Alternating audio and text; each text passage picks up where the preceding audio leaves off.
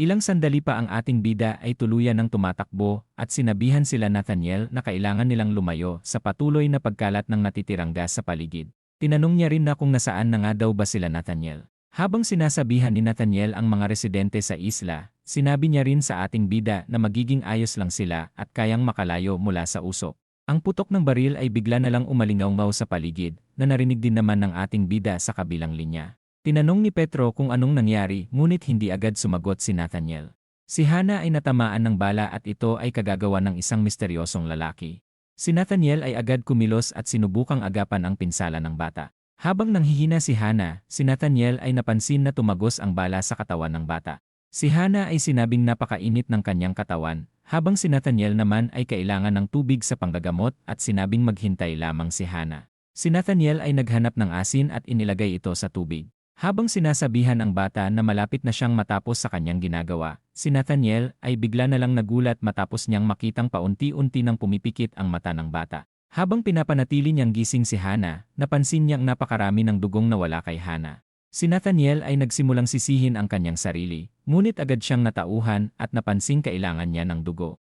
Siya ay lumabas ng gusali upang tawagin si Simon na may kaparehong dugo ni Hana upang masalinan ang bata. Si Nathaniel ay muling nabaril na muling nagpabagsak sa kanya. Habang wala siyang magawa, si Petro ay mabilis na tumakbo at naabutan si Nathaniel. Kinamusta ng ating bida ang kalagayan ng dalaga at tinanong kung nasaan si Hana. Si Nathaniel ay sinabing nasa loob ng gusali ang bata at sinisi ang kanyang sarili. Ang ating bida ay agad kumilos para pumasok sa bahay, ngunit bigla na lang siyang nakarinig ng pamilyar na ingay kung saan bigla na lang nagpasabog sa gusali. Dahil sa malakas na pagsabog, si Nathaniel ay napasigaw na lang at napaiyak. Si Petro ay nagulat sa nangyari, ngunit siya ay patuloy na sumugod sa nasusunog na gusali na agad namang pinigilan ni Tadeus. Habang nagugulat ang ating bida, napuno rin ng galit ang kanyang mga mata. Matapos ang malungkot na nangyari, makikitang nakatambay si Tadeus sa ilalim ng puno. Si Simon ay dumating at ibinalitang nawawala si Nathaniel. Si Tadeus ay hindi nag-alala dahil sa hindi naman na daw bata si Nathaniel para maligaw. Si Simon ay ipinakita ang sulat na ginawa ng dalaga, na ikinagulat naman ni Tadeus. Mula sa sulat, si Nathaniel ay tuluyan ng nagpaalam dahil makalipas ng ilang buwan ng pagkawala ni Hana ay palagi niya itong naaalala.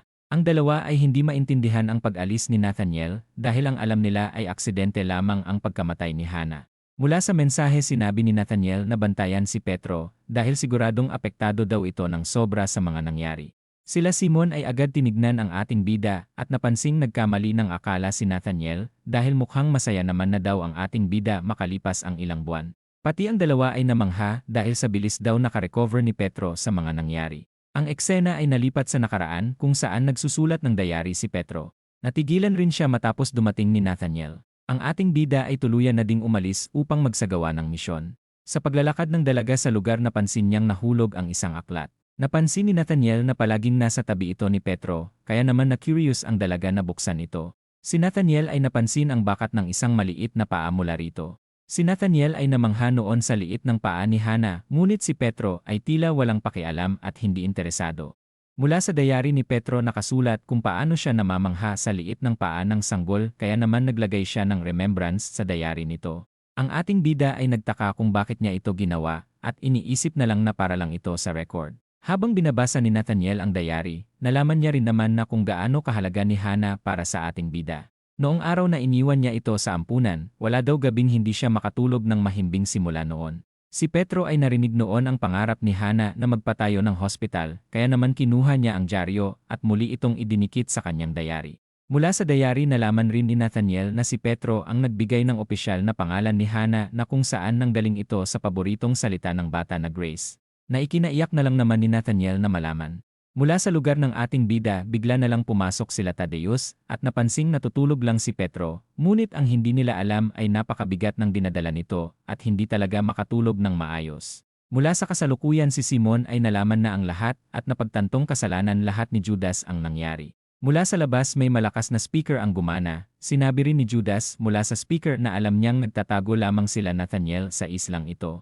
Upang mapalabas ang grupo nila Petro, sinabi niyang papatay siya ng isang monghe kada 5 minuto. Sinabi rin ni Judas kung saan dapat pumunta si Petro upang masagip ang mga monghe. Si Nathaniel ay nag-alala dahil siguradong trap daw ang isinagawa ni Judas, ngunit si Petro ay sinabing tutuloy pa rin siya upang tapusin na ang matagal nilang masamang kapalaran ni Judas. Si Nathaniel ay napansin na wala siyang magagawa para mapigilan ang dalawa kaya naman umalis na sila upang pigilan si Judas. Habang may nangyayaring laban ang isang killer ng Glory, ay nadismayang malaman na mahina ang taga-honor. Ang lalaki ay iniisip na ngayon lang siya natalo pagdating sa pabilisan, habang ang A-rank na si Levin naman ay naghanda na para tapusin ang kanyang kalaban. Ang monghe ay napagtantong wala siyang pag-asang manalo, kaya naman bigla na lang itong umalis at tumakas. Ang eksena ay nalipat sa ibang lugar kung saan si Judas ay tuluyan ng nakita ang pagdating ng ating bida. Pinaalala ni Judas na si Petro ang gusto niyang makalaban, ngunit sinabi ng ating bida na hindi makakapunta ang matandang si Petro. Tinanggal niya na din ang maskara at sinabing siya ang tunay na si Petro, na ikinagulat naman ni Judas at nagtaka na kung anak nga daw ba ito ng matandang si Petro. Matapos niyang pakalmahin ang kanyang sarili, tinanong niya na kung bakit kamukha ng binata si Petro. Ang binata ay ipinaalalang ito ang una nilang pagkikita noong huli silang magkita sa Rakandya. Ipinaalala rin ni Petro na pangarap nitong maging katulad niya, ngunit lumaki lang daw ito bilang kriminal na ikinagulat namang marinig ni Judas. Si Judas ay hindi makapaniwala sa kanyang nalaman dahil sa ito daw pala ang dahilan kung bakit hindi mahanap ng Glory ang matandang si Petro. Si Judas ay inilabas na ang kanyang sandata at sinabing sa wakas nahanap niya na ang kanyang katapat. Na ipinagtaka naman ni Petro na kung magkamatch nga daw ba talaga sila. Si Judas ay hindi alam kung bakit bumata ang ating bida, ngunit siguradong hindi na daw siya nito matatalo. Ang eksena ay nalipat sa monghe na tumatakas kanina na nagawa namang mapansin ni Nathaniel mula sa kanyang taguan. Hindi nagtagal nang lumabas si Nathaniel para tawagin ang kanyang tauhan, ngunit bigla na lang itong nasaksak mula sa likod, na ikinagulat ng matanda na makita. Ayon kay Levin, hinayaan niyang makatakbo ang monghe upang mahanap nito kung saan nga daw ba talaga nagtatago si Nathaniel.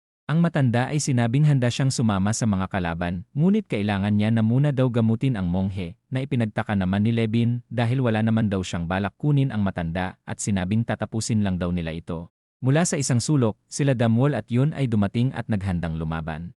Habang nag-aalala si Nathaniel sa kalagayan ng dalawa, si Damwol ay sinabi namang pumasok na sila Nathaniel sa loob at susunod na lang mamaya. Sila Damwol ay napansin na malalakas ang mga kalaban, lalo na ang leader ng grupo. Si Levin ay inutusan ang kanyang mga kasama para sumugod at tapusin na ang dalawang monghe.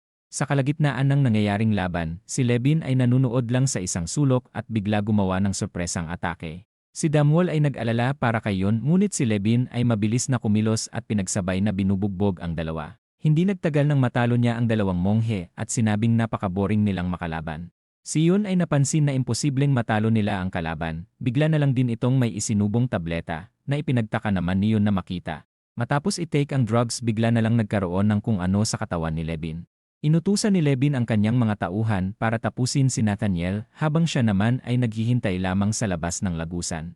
Si Levin ay muling balak gumamit ng drugs. Napalingon rin siya sa kuweba at nagtataka na kung bakit napakatagal lumabas ng kanyang mga kasama. Siya ay nagpasyang pumasok ngunit si Yun ay pinigilan si Levin.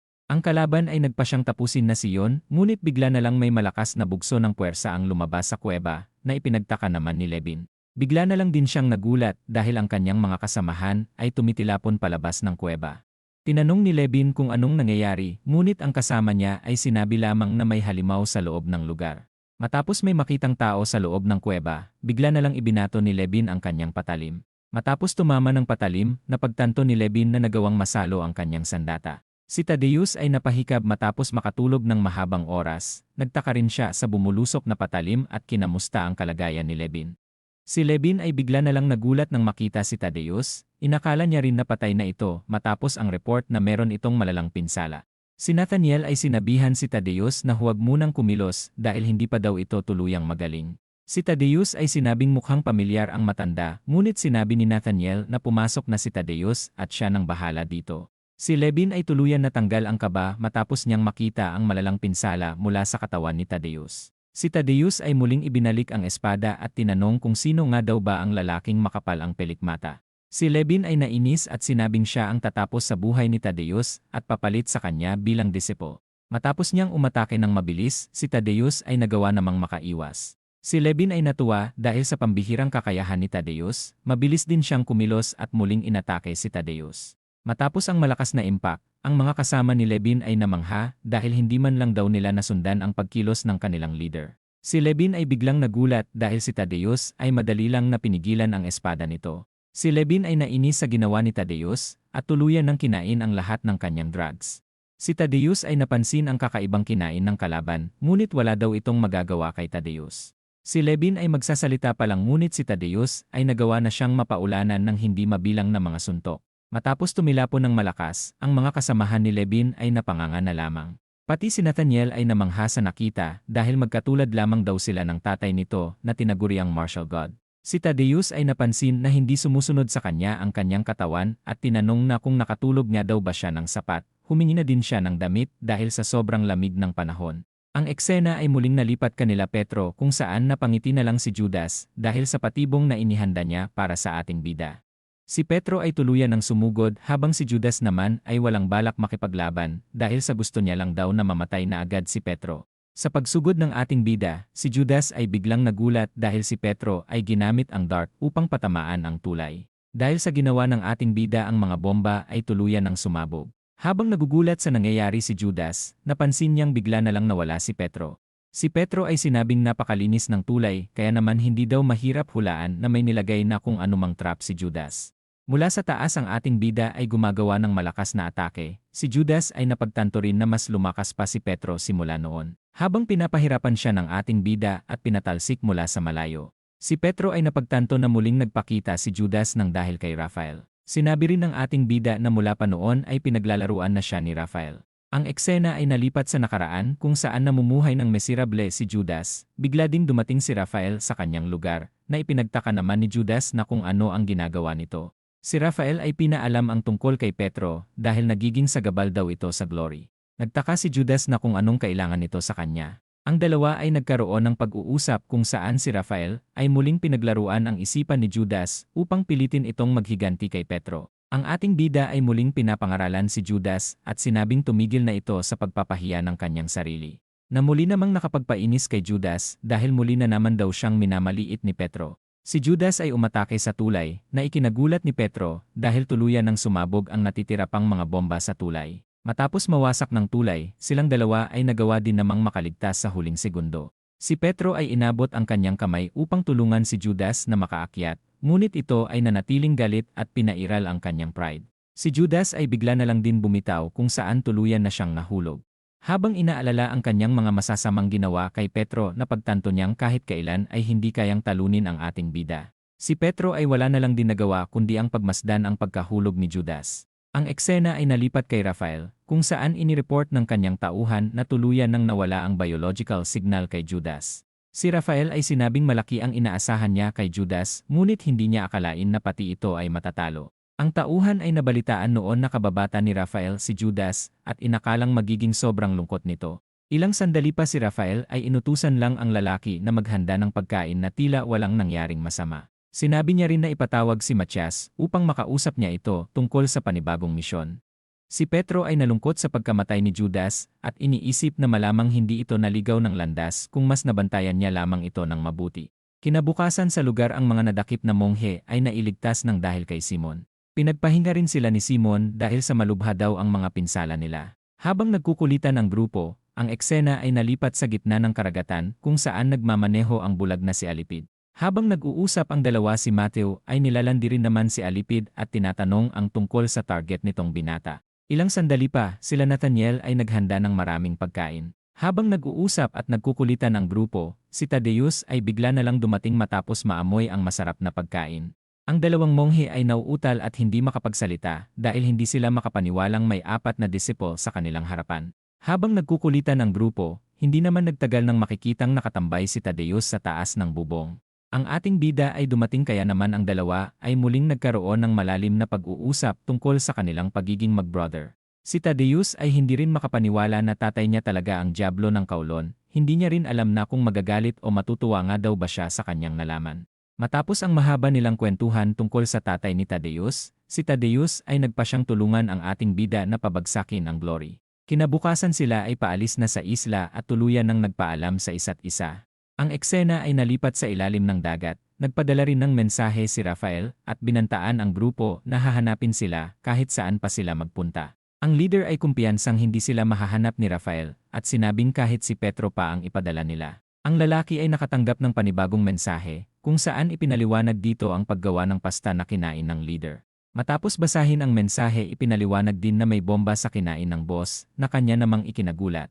Hindi nagtagal nang bigla na lang sumabog ang kanilang boss. Habang ipinapaliwanag mula sa mensahe ang kanilang sitwasyon, sila ay kinabahan dahil sa mga isdang bomba na nakasabit sa kanilang submarine. Hindi nagtagal nang bigla na lang sumabog ang buong sasakyan, habang may drone naman sa ilalim ng dagat kung saan pinagmamasdan ni Matias ang mga nangyayari.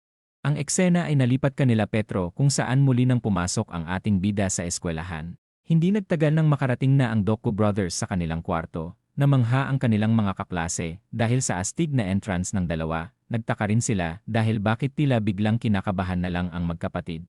Mula sa kanilang kwarto makikita rito si Tadeus na nagkukunwaring estudyante dahilan para kabahan ang magkapatid na Dokgo. Habang mabait lahat ng estudyante kay Tadeus, si Guangyu ay tuluyan na rin namang pumasok sa kwarto. Si Yuna ay may napansin na kakaiba dahil mukhang bigla na lang daw humaba ang buhok ng kanilang teacher.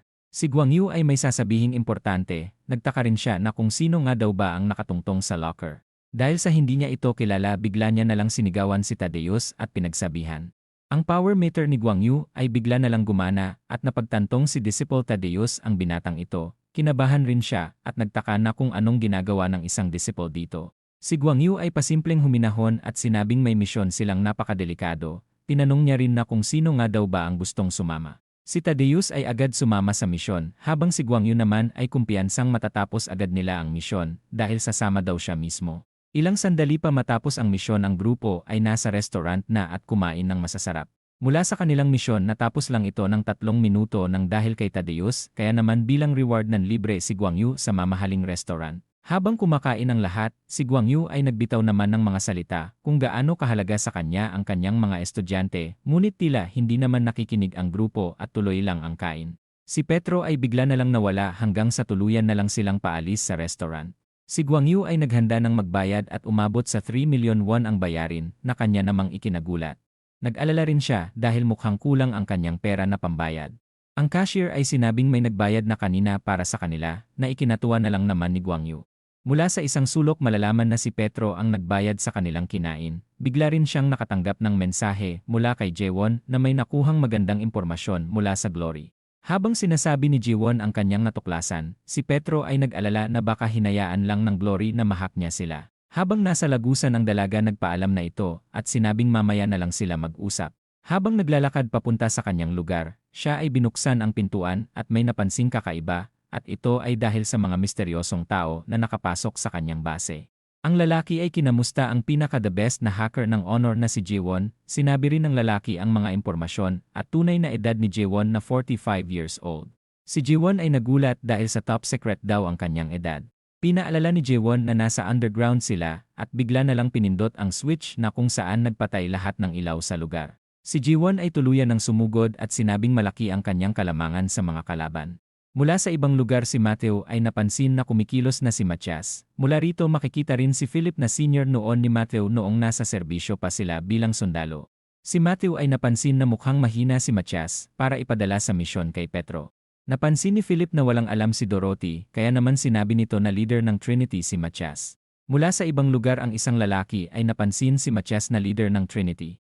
Dahil sa 3,000 na bilang ng mga kalaban sila, ay nagawang mapatay ang mga kasamahan ni Matias at umabot sa kanya. Ang isang lalaki ay sinabing mamatay o magtrabaho para sa kanila ang pwedeng pagpilian ni Matias. Habang patuloy nilang pinagbabantaan ang disipo, ito ay sinabi na ipapakita niya kung paano siya naging disipo. Ang dalawang lalaki ay tinutukan ng baril si Matias at sinabing itigil nito ang paglalaro sa cellphone. Ang kamay ng lalaki ay bigla na lang sumabog, na kanila namang ipinagtaka kung anong nangyari. Ang dalawang kalaban ay sumasabog ang parte ng kanilang katawan na kanilang ipinagtataka. Si Matias ay nagsawa ng kontrolin ang kanyang mga bomba at tuluyan ng inactivate ang auto-hunting na nagawa namang makapagpasabog sa kanyang mga kalaban. Ang eksena ay nalipat kay Petro at sinabihan si Jaewon na agad puntahan si Jaewon. Mula rito ipinaliwanag rin na kilala si Matias bilang human nuclear dahil sa galing nitong magpasabog. Habang nilalabanan ni Jaewon ang mga misteryosong tao, ang dalaga ay nagulat na nagawang makaiwas ng kalaban sa kanyang atake. Ang kalaban ay nagawang umatake at makatama kay Jaewon ng maraming beses. Si Jaewon ay tuluyan ng bumagsak at nagtataka na kung paano nga daw ba nakakakita sa dilim ang mga kalaban. Hindi nagtagal nang mapansin ni Jaewon na nakasuot ang mga ito ng night vision. Habang ipinapaliwanag ng lalaki na mas magaling siyang hacker kay Jaewon, ang dalaga ay napansin na masyadong naiinis ang kanyang asong si Alexander. Dahil sa pagiging iritable ng kanyang aso na pagtanto ni Jaewon na may maraming bomba sa kanyang lugar. Tinanong ni Jaewon na kung sino nga daw ba ang grupo. Ang lalaki ay nagpakilala rin naman bilang Matthias. Habang nagkalat ang mga bomba sa katawan ni Jaewon, si Matthias ay naghanda na rin namang pasabugin ang dalaga. Ang kamay ng lalaki ay bigla na lang natalsikan ng acid, na kung saan ito ay kagagawan ni Kajeo. Ang binata ay agad kinamusta ang kalagayan ni Jaewon, ngunit ang mga kalaban ay agad sumugod sa kanila. Si Kajeo ay madali lang na pinabagsak ang mga kalaban, napagtanto rin ni Jaewon na isa nga daw palang disciple si Kajeo. Ang dalawang disciple ay nakilala ang isa't isa, nag-alala rin si Kajeo dahil sa nasa hindi magandang lugar sila para kalabanin si Matthias. Si Matthias ay ipinaalalang hindi siya matatalo ni Kajeo dahil sa advantage nito sa lugar. Nasinang-ayunan naman ni Kajeo. Gamit ang sandata ni Kajeo at kakayahan ng kanyang dugo siya ay inatake ang mga kalaban, mula rito nadamay na rin ang mga bomba sa paligid at agad sumabog. Mula sa mga pagsabog na nangyayari, sila Kajeo ay nagawang makatakas. Sila Matthias ay hindi na nag-abalang habulin sila Jaewon dahil sa nakuha niya naman na daw ang kailangan nila dito sa lugar. Ang eksena ay nalipat sa eskwelahan kung saan makikitang naglalaro ng basketball sila Tadeus. Mula rito bigla na lang dumating si Isul at hinahanap si Tadeus. Si Yung ay bigla na lang pinuruhan ngunit ito ay nagpigil na tapusin agad ang taba-chinching. Sila Isul ay kinumpronta si Tadeus dahil sa nabalitaan daw nitong inakit ni Tadeus ang kanyang girlfriend. Matapos yayain si Tadeus sa rooftop, ang ating bida ay napapangiti na lang naman sa isang sulok matapos makita ang pamilyar na sitwasyon. Tinanong ni Petro kay Kajeo ang kalagayan ni Jaewon, kaya naman sinabi nitong nagluluksa ito ng sobra matapos masira ng kanyang pinaghirapang base sa kanyang buong career. Mula sa kabilang linya may kausap si Kajeo at malalaman rin na ito ay walang iba kundi ang chairman na si Yeonchang na nag-alok ng bagong matitirahan para sa kanila. Si Jaewon ay agad din namang natuwa at agad kinausap ang chairman. Tinanong ni Petro na kung sino nga daw ba ang umatake sa base, kaya naman sinabi ni Kajeo na si Matthias at ipinaliwanag na rin ang abilidad nito. Ang isang estudyante ay biglang tinawag si Kajeo na nagkukunwaring instruktor upang turuan silang magbasketball. Dahil sa pagiging trentahin ni Kajeo, hindi siya pwedeng magkunwaring estudyante, kaya naman wala na siyang nagawa kundi pakitaan ang mga estudyante kung paano maglaro ng basketball. Habang naghahanda si Kajeo, siya ay sinasabihan rin naman ang mga estudyante upang matuto. Ilang sandali pa habang nasa ere, si Kajeo ay nagawang masira ang backboard, na ikinagulat naman ng mga manunood. Matapos ang maikling kasiyahan, si Petro ay nag-iisip tungkol sa ginawa ng mga kalaban sa base ni Jaewon. Sa kalagitnaan ng kanyang malalim na pag-iisip, napagtanto niya na malamang may kakaiba sa uniform ni Kajeo. Ang ating bida ay agad kumilos habang si Matthias naman ay tuluyan ng nakarating sa eskwelahan ng Glory. Matapos libutin ang buong eskwelahan si Matthias ay hindi nakita si Petro. Nakaisip rin ng paraan si Matthias upang mas mapalaki ang kanyang tsansa na mahanap si Petro. Mula sa napakaraming tao sa eskwelahan, si Matthias ay tuluyan ng nakahanap ng magagamit niya para mahanap ang ating bida. Mula sa lugar ni Guangyu, siya ay nagsasaya para mag-celebrate sa espesyal na araw. Nakatanggap rin si Guangyu ng tawag kung saan nanggaling ito sa scammer. Hindi nagtagal nang mapansin niyang scammer ang tumawag, nalungkot din siya dahil sa kakulangan sa pera. Ang eksena ay nalipat sa kanyang asawang may sakit na kailangan ng malaking pera upang maoperahan. Mula sa labas ng kanyang apartment ay may kumakatok. Nagtaka rin siya na kung sino nga daw ba ang bumisita at nakaalala ng kanyang birthday. Matapos buksan ang pintuan, siya ay biglang nagulat nang makita si Matthias. Si Guangyu ay pabirong tinanong na kung anong binebenta ng lalaki, ngunit ito ay sinabing mag-relax lang si Guangyu. Ang misteryosong lalaki ay nagpakilala bilang Matthias, tinanong niya rin na kung pwede nga daw ba siyang pumasok. Ilang sandali pa, si Guangyu ay tuluyan ng pinapasok si Matthias. Mula rito napansin ni Matthias na mukhang naka-adjust na si Guangyu bilang teacher na role nito. Habang pasimpleng nagkukwento sa kanyang buhay teacher, si Guangyu ay kinabahan na kung ano nga daw ba ang kailangan ni Matthias sa kanya. Hindi nagtagal nang sabihin ni Matthias na konektado si Petro sa eskwelahan. Sinabi rin ni Matthias na babalik sa dati ang pamumuhay ni Guangyu kung tutulungan siya nito. Binalaan niya rin si Guangyu dahil tatapusin daw nito ang mga mahalaga sa kanya kung sakaling tatanggi itong makipagtulungan. Si Guangyu ay sinabing matagal na siya sa eskwelahan, ngunit wala daw siyang nakikitang Petro sa lugar. Dahil nasa panganib siya pati na ang kanyang mga estudyante, si Guangyu ay binalak ng tapusin si Matthias. Si Guangyu ay kumpiyansa dahil sa kanyang specialty na pag-ambush. Si Matias ay pinaalalahanan si Guang Yu na kontrolado niya ang sitwasyon, kaya naman huwag daw itong magbalak ng masama. Dahil sa kanyang kumpiyansa, si Guang Yu ay tuluyan ng sumugod upang tapusin si Matias. Ang kanang binti ni Guang Yu ay bigla na lang sumabog, na nakapagpabagsak rin naman kay Guang Yu. Mula rito makikitang marami ng bomba ang nakalagay kay Guang Yu. Si Matias ay sinabing kahit anong gawin ng teacher, ay wala itong magagawa, na kay Guang Yu rin daw ang paraan, upang mailigtas nito ang kanyang mga pinakamamahal na estudyante. Kinabukasan sa eskwelahan, ang Dokku Brothers ay ginaya si Guang Yu at nagsuot rin ng wig, ngunit ang teacher ay seryoso at hindi natuwa sa pagpapatawa ng dalawa. Dahil sa kakaibang aura ni Guang Yu, ang magkapatid ay nagtaka na kung ano nga daw ba ang problema ng kanilang teacher. Mula sa rooftop makikita ang tatlong disipo na nakatambay at nagre-relax. Si Kajeo ay kumpiyansang walang magagawa si Matias kung sakaling sumugod ito sa kanila. Si Petro ay pinaalis ang dalawa sa eskwelahan na kanila namang ipinagtaka. Ang ating bida ay sinabing malaking ebidensya na nasa eskwelahan si Petro kung makikita silang dalawang disipo na umaaligid sa lugar. Tinanong ni Petro na kung saan kilala si Matias. Ayon kay Kajeo, human nuclear ang tawag sa kanya ng iba, kaya din daw nitong maglagay ng mga bomba sa katawan ng kanyang kalaban nang hindi nila namamalayan. Tinanong ni Petro na kung anong itsura ni Matias, ngunit sinabi ni Kajeo na hindi ito makikilala ni Petro kapag nakita niya ito.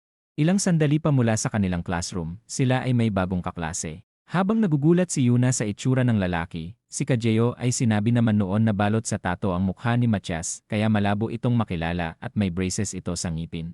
Matapos ipakilala ang bagong transfer student, si Guang Yu ay bigla na lang lumabas ng kwarto. Matapos makita ang mga baguhang killer ang lalaki, ay sinabihan agad silang mga talunan na hindi naman nagustuhan ng mga ito. Bigla na lang din silang umatake, ngunit madali lang silang natalo ng lalaki. Ang transfer student ay agad pumunta sa harap ng ating bida at sinabing si Petro ang leader ng mga estudyante. Ang ating bida ay napansin na may kakaiba sa lalaki dahil sa tugma daw ang lahat ng mga sinabing description ni Thaddeus. Ang Dokku Brothers ay sumingit at sinabing sila ang leader ng klase. Si Matias ay nakilala kung sino ang dalawa at binanggit ang mga nakaraang misyon na nagawa nito, na ikinatuwa naman ng magkapatid dahil kilala sila ng lalaki. Si Matias ay sinabi lang naman na maswerte lang silang mga kumag para makasurvive sa kanilang mga misyon. Ang dalawa ay agad natahimik at bigla na lang sumugod sa kalaban. Si Yuna ay bigla na lang pinigilan ang dalawa at sinabing kailangan na nilang umalis para kumain ng tanghalian. Ang dalaga ay napansin na may kakaiba sa lalaki na malamang napansin na raw ni Petro. Nagtaka rin siya na kung maglalaban nga daw ba ang dalawa. Ang ating bida ay sinabi na tama ang lalaki dahil siya daw ang class rep ng klase. Si Petro ay pinaalis na rin ang tatlo dahil ililibot niya pa daw ang transfer student sa kanilang eskwelahan. Habang naglilibot ang dalawa, ang isang instruktor ay sinabihan silang isuot ng tama ang kanilang uniform. Sa ilang minutong paglilibot ng dalawa sa paligid, sila ay tuluyan ng nakarating sa theater ng kanilang school. Ang lalaki ay pinahinto si Petro at sinabing sila na lang dalawa ang nandito. Ang ating bida ay sinabi na ang lahat ng tao ay may habits na ipinagtaka naman ni Matias. Habang sinasabi ng ating bida ang kakaibang habits ng lalaki, nalaman rin ni Petro na isang peke ang lalaki na nagpapanggap bilang disipo Matias. Ang lalaki ay napansin na konektado ang binata kay Petro, kinontak na rin nito ang kanyang mga kasama, ngunit nagtaka siyang hindi ito gumana. Ang ating bida ay sinabing hindi gumagana ang communication device sa kanilang auditorium at bigla na lang sumugod sa kalaban. Mula sa ibang lugar, ang mga tao ay may pinagtitinginan at ito ay ang mga pogi na dalawang disipo. Habang nag-uusap ang dalawa tungkol sa kalagayan ni Petro, si Kajeo ay bigla namang tumayo at sinabi kailangan niyang tulungan ang ating bida. Si Thaddeus ay ipinaliwanag kung bakit hindi dapat mag-alala si Kajeo, na agad naman nitong naintindihan. Ang eksena ay nalipat sa ating bida kung saan napansin niya ang device na ginagamit ng grupo ni Matias upang makontak ang isa't isa. Napagtanto rin ni Petro na ilang oras lang ay malalaman na ni Matias na nawawala ang tauhan nito. Ang ating bida ay nakaisip rin ng paraan at nagkunwaring isa sa mga kalaban. Ang eksena ay nalipat sa dalawa, kung saan si Thaddeus ay patuloy nag-aalala sa ating bida dahil sa kakaibang kakayahan ni Matias. Hindi nagtagal nang si Petro ay makita ang mga mensahe ng group chat ng mga kalaban, nag-alala rin siya na kung paano siya magre-report nang hindi naghihinala ang grupo. Ilang sandali pa nang mag-report na si Petro at nagtaka na kung anong sunod na kanyang sasabihin. Ang isang miyembro ay nagrekomendang magpakilala ang isa't isa na ipinag-alala naman ni Petro na kung ano ang kanyang gagawin. Mula sa mga speaker ay may nagsalita at sinabing walang mangyayaring masama sa lahat kung susunod lamang ang mga ito sa kanyang mga ipapagawa.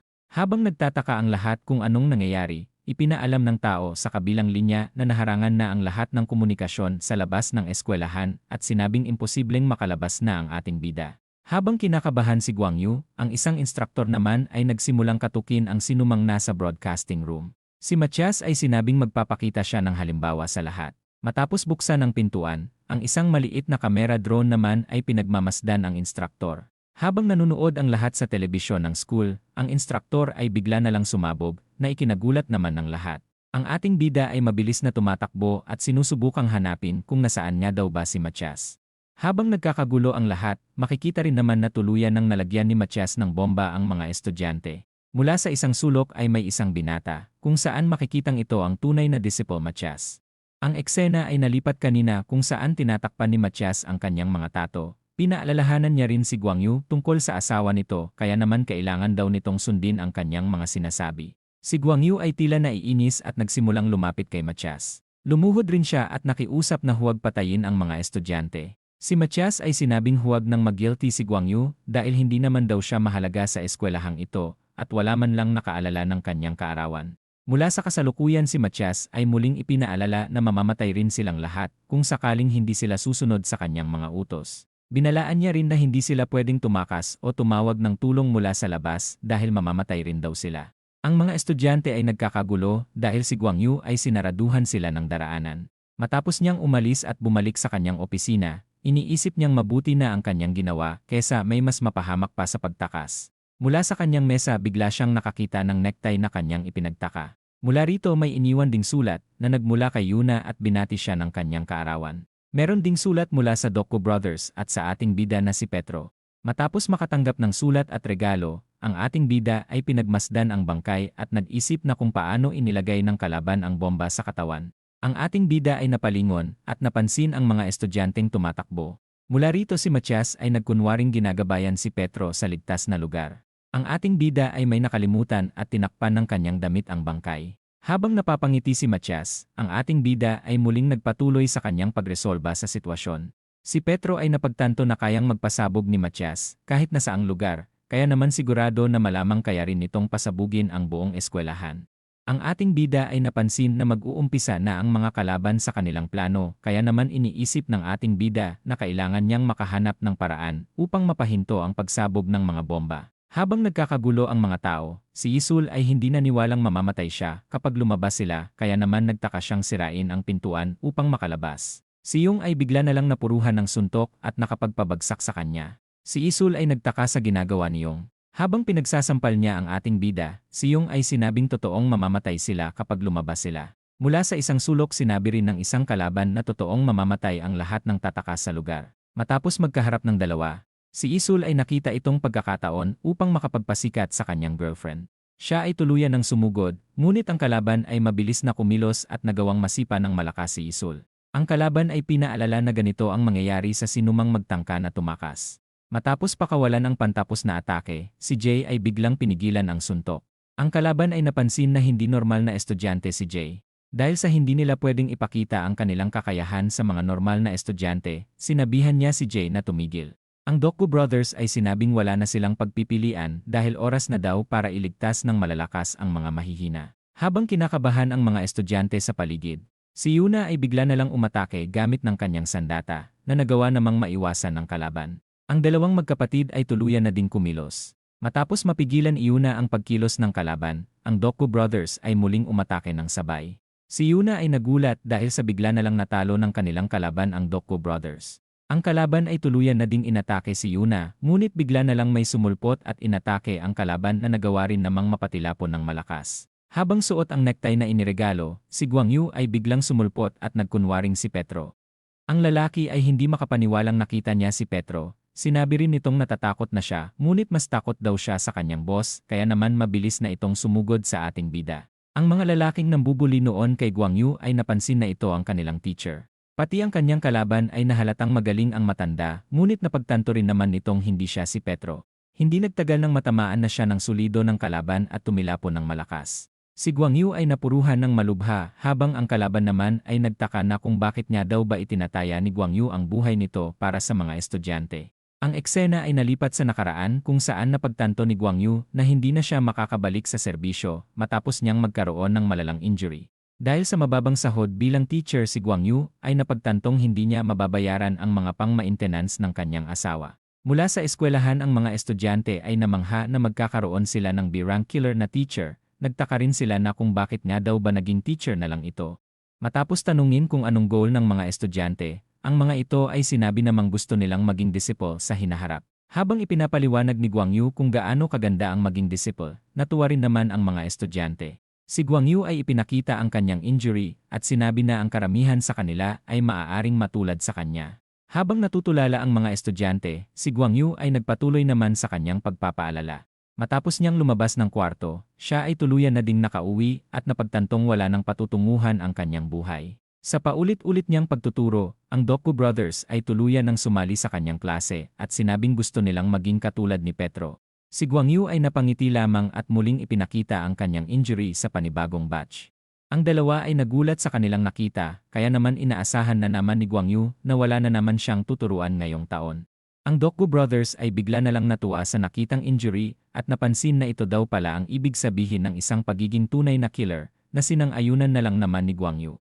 Mula sa isang sulok si Yuna ay nagpasalamat sa serbisyo ng kanilang teacher at sinabing sana magabayan sila nito upang maging isang magaling na killer. Ilang sandali pa, ang tatlo ay hindi tinantanan si Guang Yu at pinipilit itong turuan sila.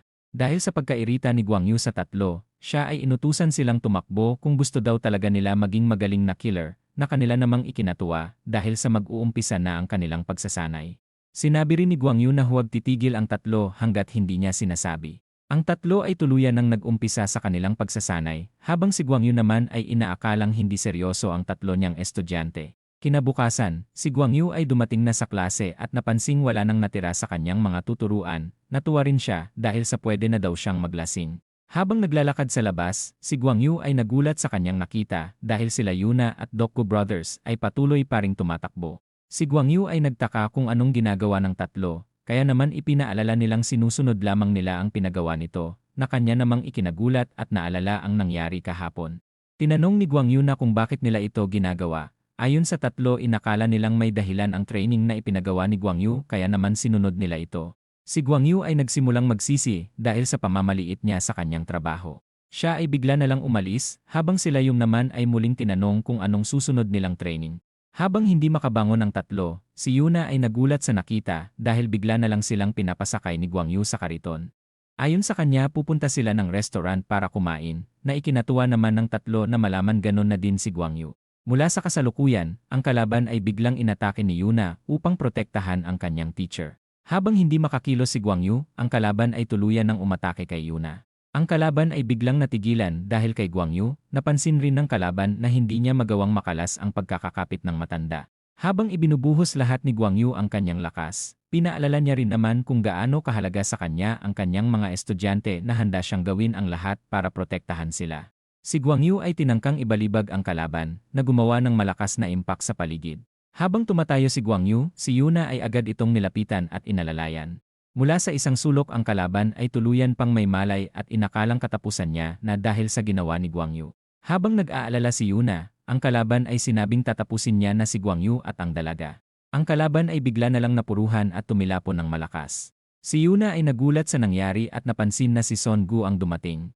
Ang ating bida ay napansing wala na sa kondisyon ang katawan ni Guang Yu, nagpasalamat rin si Petro sa ginawa nito at sinabihan din itong napakaganda ng kanyang ginawa.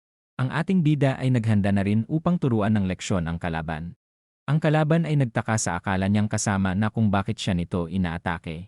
Habang tumatayo, tinanong niya na kung sino nga daw ba talaga ang binata.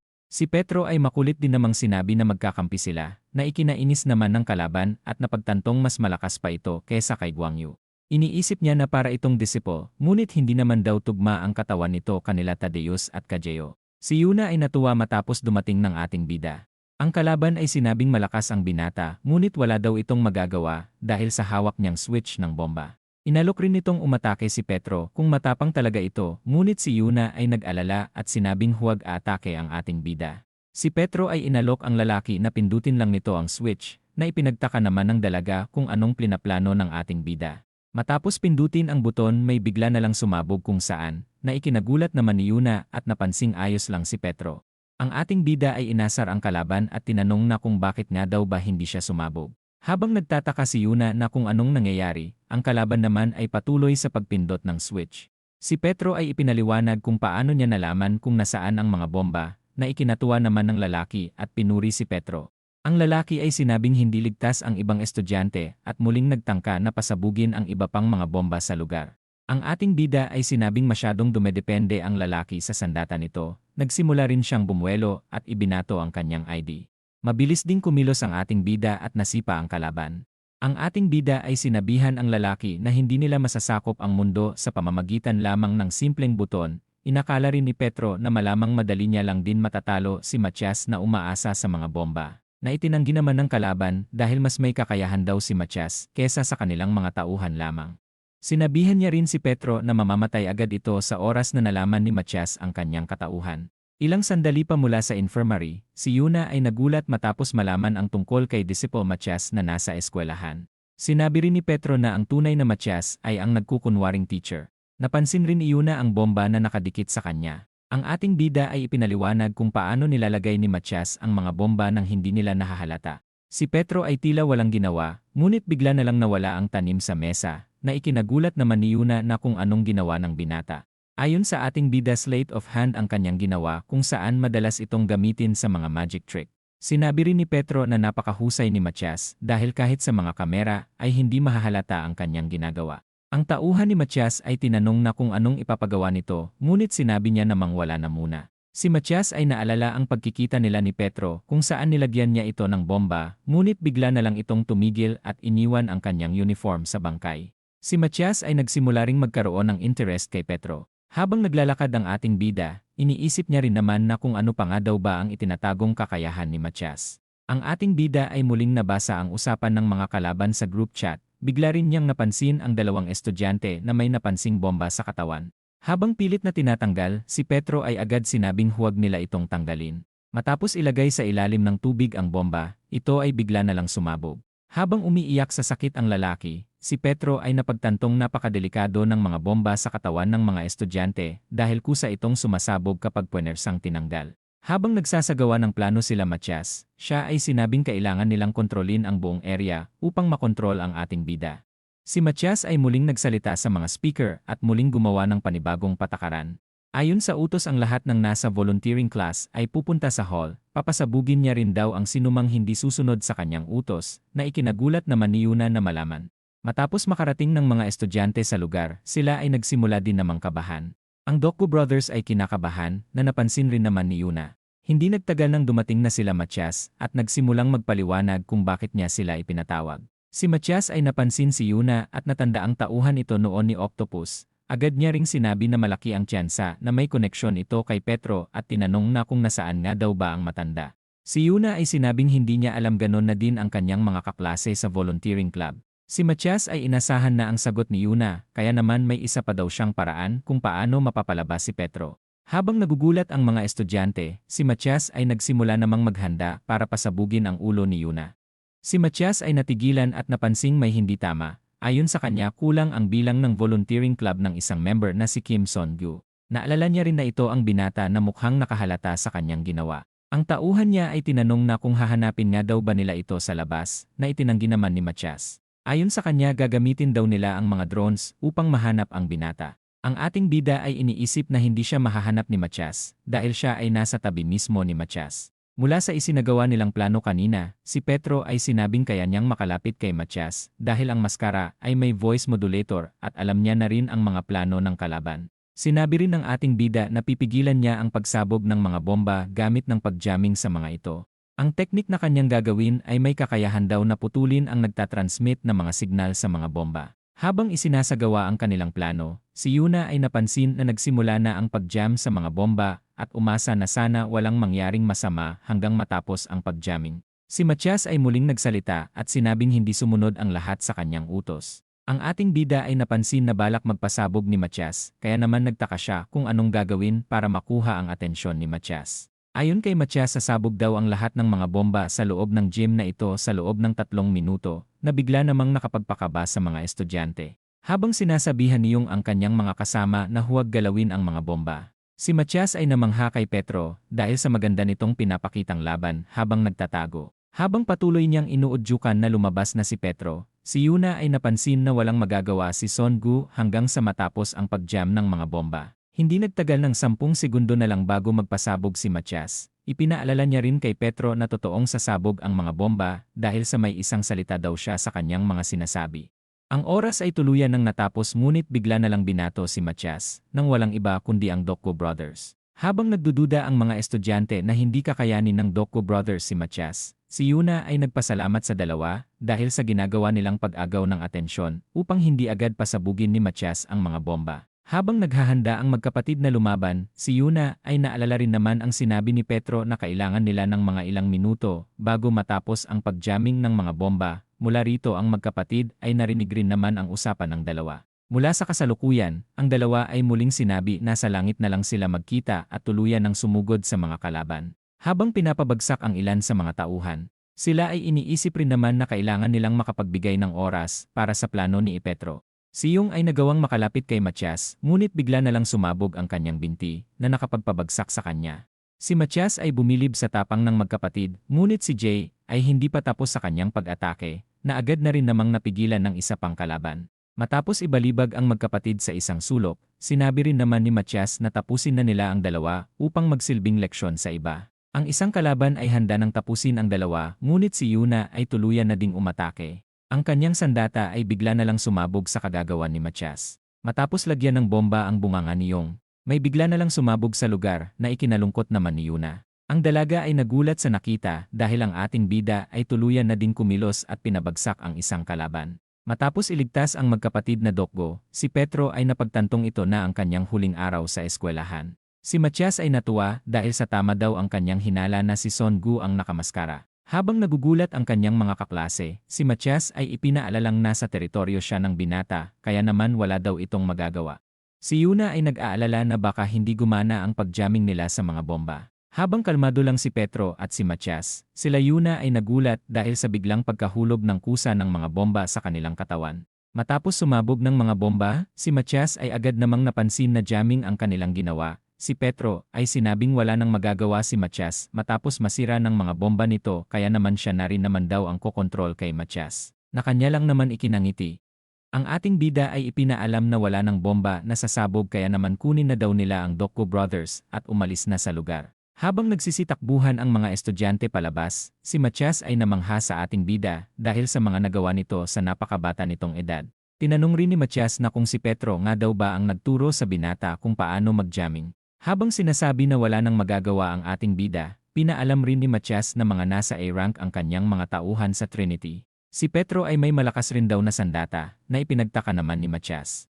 Matapos ilabas ang isang tungkod, napangiti na lang si Matias. Habang sabay-sabay na sumusugod ang mga tauhan ni Matias, si Yuna ay nag-alala dahil mahihirapan daw si Son Gu na kalabanin ang mga A-rank na killer. Habang pa isa-isang pinapakilala ang mga nakakamanghang nagawa ng mga kalaban, si Petro naman ay walang hirap lang na tinatalo ang mga ito ng napaka-effortless. Matapos niyang mapabagsak ang lahat ng mga A-rank, si Petro ay tinanong na kung ubos na nga daw ba ang pakulo ni Matias. Si Matias ay muling nagulat sa mga ipinapakita ng ating bida. Napaisip rin siya na pang-disipo na ang lakas nito o kaya naman mas malakas pa daw sa iba pang disipo. Si Yuna ay muling nagulat kahit na ilang beses niya nang nakikita kung gaano kagaling ang ating bida. Napansin rin ng dalaga na kinakabahan si Petro na kanya namang ipinagtaka. Mula sa itaas ay may lumilipad, sinabi rin ni Matias na kung ano nga daw ba ang sunod na gagawin ng ating bida. Si Petro ay sinabihan na umilag ang dalaga at ito ay dahil sa mga bumabagsak na mga bomba sa lugar. Si Yuna ay nagtaka dahil tila nawala ng silbi ang pag-jam nila sa mga bomba. Si Petro ay mabilis na kumilos at pinigilan ang mga palapit na bomba sa kanila. Si Yuna ay nagsimulang lumapit sa ating bida, ngunit sinabihan lang ito ni Petro na tumakbo na palayo. Si Matias ay sinabi ang kaliwang kamay, na bigla namang nagpasabog sa kaliwang kamay ni Petro. Habang nagugulat si Yuna, ang ating bida naman ay agad kumilos at nagawang iligtas sa pagsabog si Yuna. Habang patuloy nagtataka ang dalaga, si Petro ay sinabi naman ang tungkol sa brain-computer interface. Ayon sa kanya, isa itong microchip na nasa batok ni Matias na may kakayahang makontrol ang mga bomba gamit lang ng kanyang utak. Si Petro ay inakala noon na imposibleng makontrol ang teknolohiyang ito. Ang eksena ay nalipat sa nakaraan kung saan pinag-aaralan ng mga tao ang tungkol sa kakaibang technology. Dahil sa side effect na dulot ng pag-aaral na ito, marami ang nagkasakit ng malala at namatay na sumubok ng eksperimento. Makalipas pa ang ilang mga taon, may isang scientist ang nagtagumpay sa eksperimento. Makalipas ang maraming taon, si Petro ay hindi makapaniwalang nagawa rin ni Matias ang makontrol ang technology na ito at nagagawang makakontrol ng libo-libong lumilipad na bomba ng sabay-sabay. Si Matias ay muling nasurpresa sa ating bida dahil alam din daw pala nito ang tungkol sa teknolohiya na kanyang ginagamit. Napansin rin ni Matias ang ginawang pagkilos ni Petro ng mabilis upang maiwasan ang kritikal na pinsala sa pagsabog. Nagtaka rin si Matias na kung hanggang kailan nga daw ba siya masusurpresa ng ating bida. Dahil sa napakaraming bomba ang nakapaligid sa kanila, si Yuna ay nagtaka na kung ano na ang kanilang gagawin. Tinanong ni Matias na kung nakaisip na nga daw ba ng paraan ang binata, na kanya namang sinang-ayunan at sinabing may paraan na siya para matalo si Matias. Tinanong ni Petro kung makakatakbo nga daw ba si Yuna ng maayos, na kanya namang sinang-ayunan. Ang ating bida ay nagsimulang kumilos at ginamit ang upuan upang pasabugin ang ilan sa mga bomba. Habang makapal ang usok sa paligid, makikita rin naman na bigla na lang nawala sila Petro sa lugar. Si Yuna ay nagtaka sa kanilang pagtakbo dahil mahahabol lang din naman daw sila ni Matias gamit ang mga bomba nito. Tinanong rin ni Yuna na kung may pag-asa nga daw ba silang manalo. Ayon sa ating bida, hindi niya alam kaya naman kailangan daw nilang subukan na manalo. Matapos ang kanilang pagtakbo, sila ay nakarating sa library na ipinagtaka ni Yuna kung ano ang gagawin nila sa lugar. Si Yuna ay sinabing mas maganda kung pupunta sila sa labas, na itinanggi naman ni Petro dahil sa madadamay lang daw ang mga sibilyan kapag lumabas sila ng gusali. Habang naghihintay sila sa isang sulok, si Matias ay tuluyan nang nakarating sa lugar. Nagtaka rin siya na kung bakit nga daw ba sa library pumunta ang binata. Hindi nagtagal nang mapagtanto ni Yuna na pinili ng ating bida ang lugar na ito upang meron silang mataguan.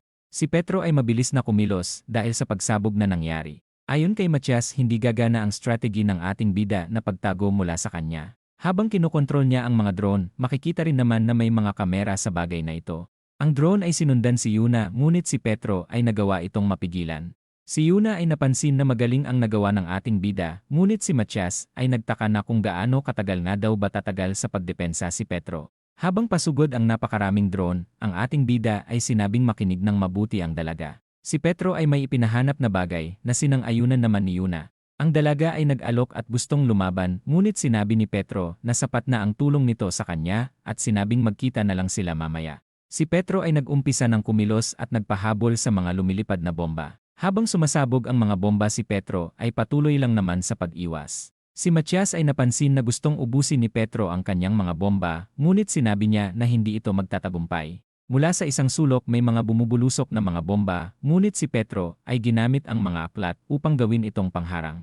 Napansin ni Matias na mabilis ang reflexes ng binata, ngunit hindi daw ito gagana sa kanyang mga bomba at muling napasabog ang paligid.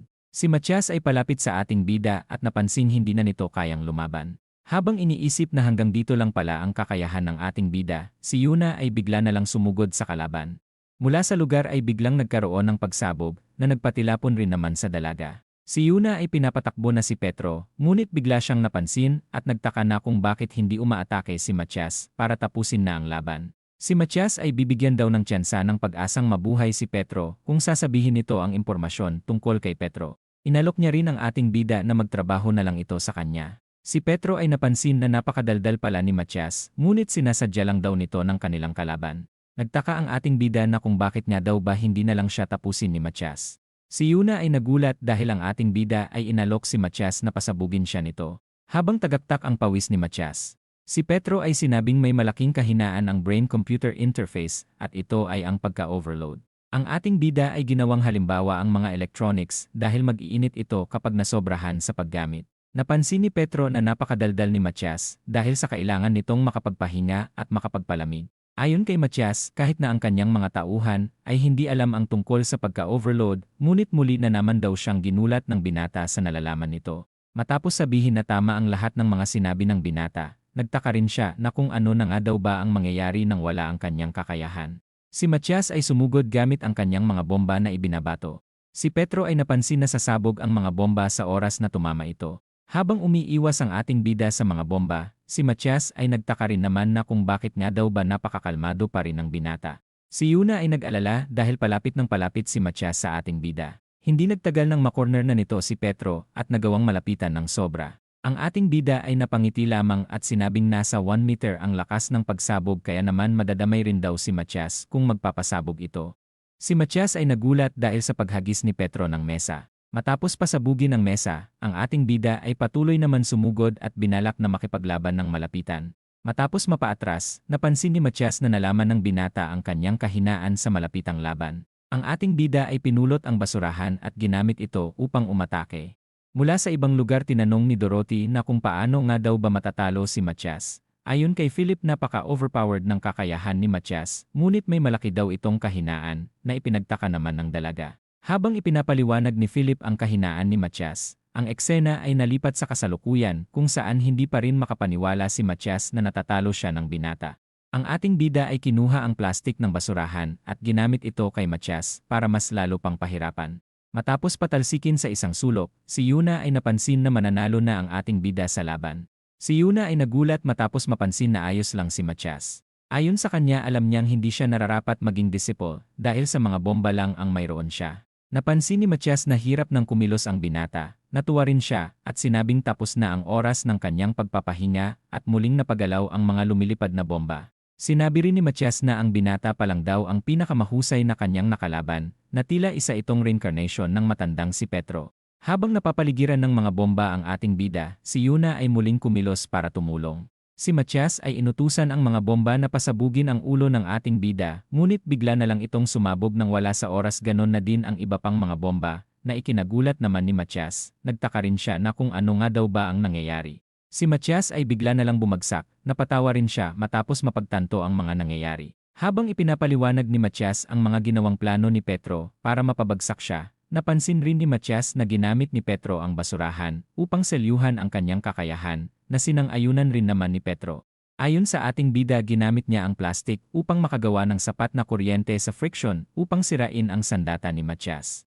Matapos makapagpahinga ni Petro sa kanyang paghinto na pag-atake, siya ay tuluyan ng sumuntok ng malakas, na tuluyan naman ng tumapos sa laban. Habang bagsak ang kalaban, tinanong ni Petro na kung bakit nga daw ba hindi na lang ginamit ni Matias ang talento nito sa mabuti. Si Matias ay nagsimulang magkwento at ang eksena ay nalipat sa nakaraan. Ang isang pamilya na tila perpekto ay may nakatagong lihim dahil ang tatay ni Matias ay laging binubugbog ang asawa nito. Habang patuloy binubugbog ng kanyang tatay ang kanyang nanay, hindi nagtagal ng tuluyan na itong namatay. Habang nagluluksa ang kupal na tatay, si Matias ay natuwa sa kanyang isipan dahil hindi na muli pang masasaktan ang kanyang nanay. Dahil sa walang mapagbuntungan ang tatay ni Matias ng galit, ito ay nalipat ang atensyon sa kanya. Matapos ang hindi mabilang na pambubugbog ng profesor niyang tatay, si Matias ay nag-aral ng mabuti upang makagawa ng mga bomba tulad ng kanyang tatay. Habang proud ang kanyang tatay sa kanya, si Matias ay nagpaalam na lumabas dahil bibili daw siya ng kanilang merienda. Habang nasa labas si Matias, ang kanilang bahay ay bigla niya nalang pinasabog. Sa paglaki ni Matias umasa siyang kaya niyang kontrolin ang kahit na ano sa pamamagitan ng kanyang bomba. Dahil sa kanyang talento lumapit daw ang glory sa kanya upang suportahan siya sa kanyang mga opinyon. Ang ating bida ay may napansin dahil si Rafael ay tumawag sa cellphone ni Matias. Ang ating bida ay isinuot ang maskara upang mabago ang kanyang boses at magpanggap bilang si Matias. Mula sa kabilang linya tinanong ni Rafael kung patay na nga daw ba si Petro, ngunit ang ating bida ay sinabing kulang ang kanyang kakayahan para matalo ang matanda. Si Rafael ay bigla na lang napasigaw matapos malaman na muli na naman siyang pumalpak. Ang ating bida ay sinabing may sorpresa siyang sasabihin sa kanyang boss na ikababaliw nito, na kanya namang ipinagtaka. Si Petro ay tuluyan ng itinigil ang pagpapanggap at sinabing siya si Petro, na ikinatuwa namang malaman ni Rafael. Ilang sandali pa ang mga pulis at mga magulang ay nagsimulang dumating sa eskwelahan. Mula rito nagawa na rin nilang mahuli ang grupo ng Trinity ganon na din ang nagkunwaring leader ng grupo. Ang tunay na Matias ay kinuha at ikinulong ng Deha Group. Si Jiwon ay nagsimulang magreklamo dahil sa gulong kinasangkutan na naman daw ni Petro. Matapos malaman kung gaano kalakas ang magkapatid na Dokgo, naging utusan na lang nila si Isul. Mula rito makikita rin na masaya si Guangyu matapos ang lahat ng mga nangyari. Ang ating bida ay muling pinagmasdan sa huling pagkakataon ang kanilang classroom. Ilang sandali pa nang nakatambay si Petro at dumating rin naman ang kanyang mga kaibigan. Habang pinagmamasdan ng dalaga ang ating bida, nagtaka ito na kung anong gustong sabihin ni Yuna. Ang dalaga ay sinabing lumakas siya ng sobra nang dahil sa ating bida, kaya naman nagpapasalamat ito kay Petro. Sinabi niya rin na balang araw babayaran niya si Petro, na sinang-ayunan na lang naman ng ating bida. Si Petro ay inaalala ang kanyang experience bilang estudyante at marami pang iba nilang pinagsamahan. Sinabi niya rin na siguradong mamimiss niya ang lahat ng kanilang pinagsamahan. Si Yuna ay ipinaalala noon ang sinabi ni Petro na sasabihin nito balang araw ang lahat sa kanya. Napansin ng ating bida na wala na siyang pagpipilian, ngunit muli niya namang sinabi na't saka na lang niya sasabihin kay Yuna ang sekreto.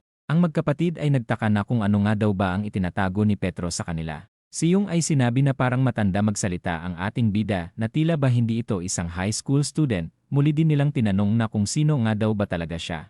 Si Tadeus ay bigla na lang sumulpot at sinabing si Petro daw talaga ang binata. Matapos ng maikling katahimikan, napansin ni Tadeus na hindi alam ng grupo na si Petro at si Songu ay isa. Ilang sandali pa matapos malaman ng grupo ang lahat, si Yuna ay nagsimulang maging awkward na makausap ang matandang naging binata. Si Petro ay sinabing iiwan niya na muna sila, ngunit babalik lang din daw siya matapos ang lahat ng kanyang mga ginagawa. Si Yuna ay napansin ang Doku Brothers na mukhang hindi naniniwala sa mga kwento ng ating bida kanina, na ikinatuwa na lang naman ni Petro. Hindi nagtagal ng paalis na sila Petro at Tadeus. Mula sa likod ng ating bida ay nagsalita ang magkapatid na Dokgo at bigla na lang lumuhod upang magbigay galang kay Petro. Habang inaalala ang mga nangyari, sinabi rin ng magkapatid na habang buhay ang respeto nila para kay Petro. Ang ating bida ay sinabihan ang dalawa na patuloy niyang babantayan ang paglakas ng Dokko Brothers. Na kanila na lang namang ikinaiyak. Hindi nagtagal nang makarating sila Petro sa isang port kung saan nandito ang bagong base ni Jiwon. Habang nagbibiruan sila Jiwon at Petro sa kanilang pagpasok, sila Tadeus ay namangha sa lugar dahil sa ganda na naman daw ng ipinagawang base ng dalaga. Si Jiwon ay tinawag ang kanyang tauhan na si Kim na agad namang naghanda ng tsaa sa ating bida. Hindi nagtagal nang magsama-sama na ang grupo at pinag-uusapan ang tungkol kay Rafael.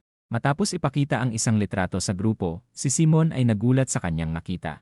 Ang eksena ay nalipat kung saan nakausap ni Petro si Rafael. Habang nag-uusap ang dalawa kung saan iniinis ni Petro si Rafael, ito ay bigla na lang nag-send ng litrato sa ating bida. Na kanya namang ikinagulat na makita dahil ito ay walang iba kundi ang litrato nila ni Hana na tuluyan ng naging dalaga. Si Petro ay nakaramdam ng matinding galit at napasigaw na lamang sa pangalan ni Rafael. Matapos mapagtanto na buhay pa si Hana, si Jiwon ay muli namang sinabi na baka trap lang ito para mahuli si Petro. Pinaalala niya rin na sobrang advanced na ng technology ngayon at kulang rin daw sila sa mga gagamiting sandata para lumaban.